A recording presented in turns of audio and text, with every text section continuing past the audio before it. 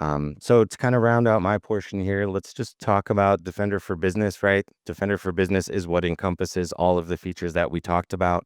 So antivirus and a malware protection, phishing, ransomware, right? Those are the Office 365 Defender components within Outlook and the various application suite.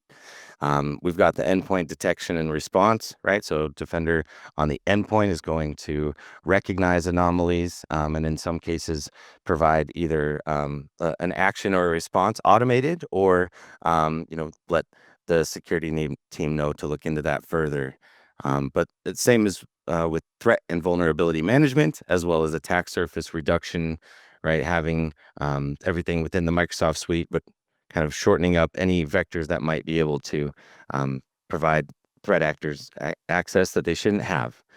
And then just, a comparison, Defender for Business really includes everything that Defender Plan 1 includes, and then most of what is included with Defender Plan 2, right? So we talked about bringing that enterprise grade security and mobility down to the SMB.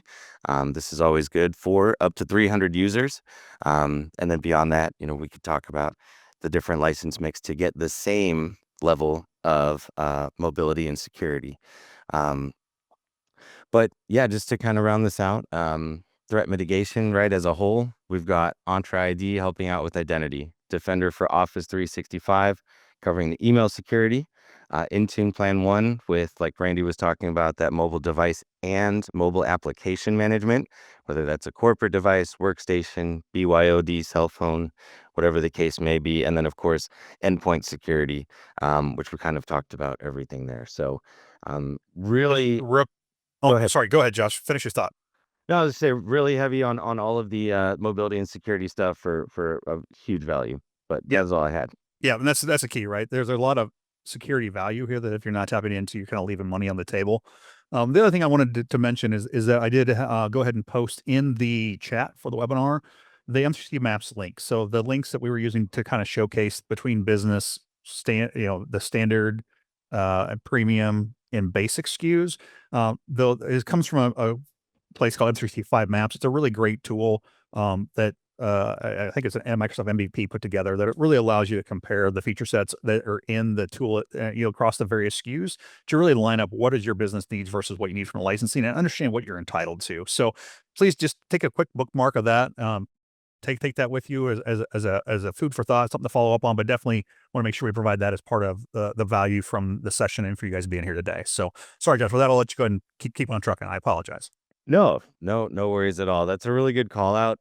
And then for folks who might be using M365 maps for the first time, you'll notice along the top, you can toggle different license types to compare and contrast on the same kind of laundry list that we saw there earlier. And then also, if you want to learn more about a feature, it'll take you right to a Microsoft document, right? If you click into Office, Defender for Office P1, things like that. So, yeah, I think that, really going through, Randy, did you want me to cover these or?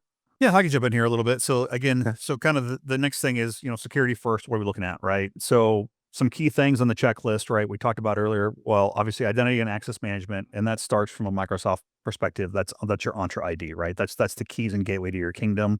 In a lot of cases, that's going to be tied to your backend Active Directory. A lot of times with an Entra ID sync, that's pretty common.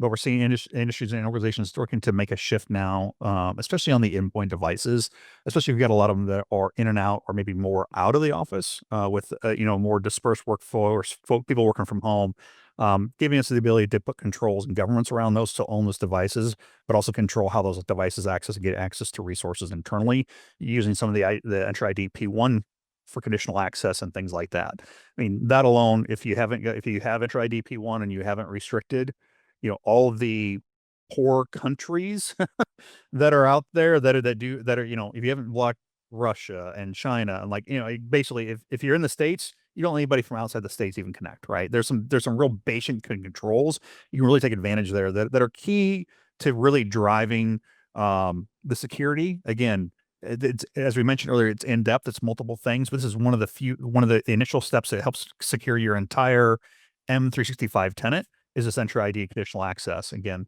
Also having the role-based access control. So again, we can delegate roles as they go along, group management, and then like I said, the usage reports, those are huge, right? One of the first things we get into if you do have an incident is going to be how can you figure out what happened, report, and then, begin to take advantage of it. So with that, if you go ahead and advance it, again, we talked about O365 Plan 1. Again, if you've got it, definitely make sure you're working through getting that, ensuring that's turned on and enabled, and that you're taking advantage of that. Again, to I think Josh's point, I think Tim's even earlier, that's maybe and some of those things aren't the easiest to turn on, and there are some additional things we can help bring to help manage it and centralize that and kind of some best practices. But then again, it's a defense and strategy. I wouldn't suggest just this. We typically layer this in conjunction with other tools, because again, with the way the threat landscape is today, no one tool is going to stop everything. So it's really about the layers and how quickly can we a prevent, but then also b identify when something has happened to minimize the impact. Right. So we're always looking at those kind of aspects across the various layers here. If you'll go ahead and advance for me, Josh, thank you. So kind of here's kind of, in total, kind of what are we covering from that Business 365 Business for Defender, right? It's threat and vulnerability management, the attack surface reduction, the next generation protection, endpoint detection response, and auto investigation remediation from Defender for Business. Again, some of those are in the Intra ID plan, or I'm sorry, Defender for Business Plan 2. Some of those aren't as we have to go to the full Intra ID or Defender for Business Plan 2. But those are components that are in there as well that are very key and critical to helping just again further securing not only the endpoint devices but also that M365 instance, which is we're seeing a lot more threat actors targeting the M365 user identities and using it for malicious activity, internal or exfiltration of data, or getting someone to wire transfer funds elsewhere. Right. So just, again, there's just multiple things we're seeing. And these are just all tools that are in that toolbox to help you unpack and secure the environment.